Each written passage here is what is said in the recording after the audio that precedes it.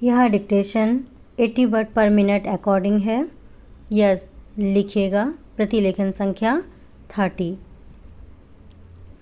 महोदय, प्रशासन का यह कर्तव्य हो जाता है कि वह सतर्क रहें और अधिकारी लोग अपने को निष्पक्ष रखें, किंतु जो जनता के अंदर एक गिरावट आती जा रही है वह भी एक देखने की बात है।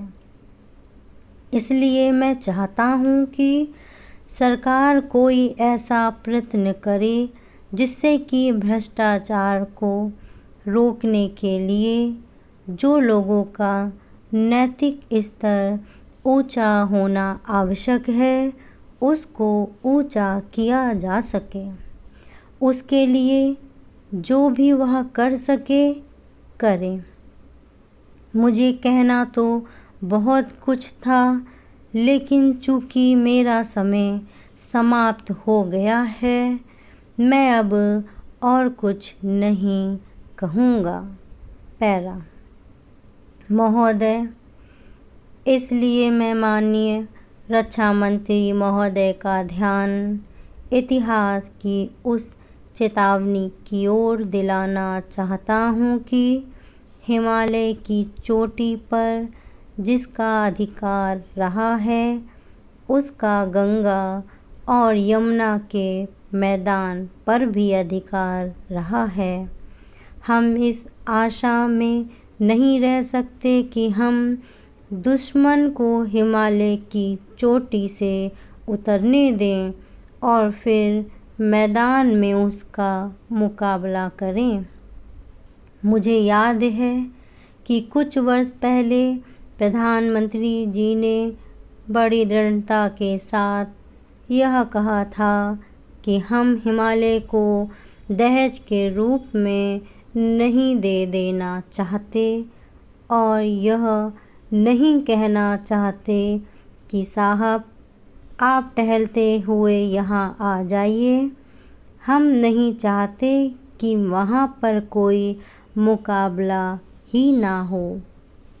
मैं समझता हूँ कि अगर किसी भी सैनिक अधिकारी के दिमाग में अभी तक यह भावना है कि हम हिमालय की ऊंची चोटियों को छोड़कर नीचे मैदान में आकर युद्ध लड़ेंगे तो उनको भ्रम में नहीं रहना चाहिए।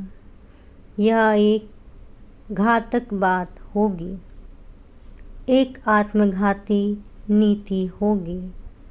अगर एक बार चीन का हिमालय की चोटियों पर कब्जा हो गया तो चाहे वह बाद में नीचे हम पर हमला ना भी करे, किंतु वहाँ से हम उसको कभी नहीं हटा सकेंगे। इसलिए इस संबंध में स्पष्ट निर्णय किया जाना चाहिए।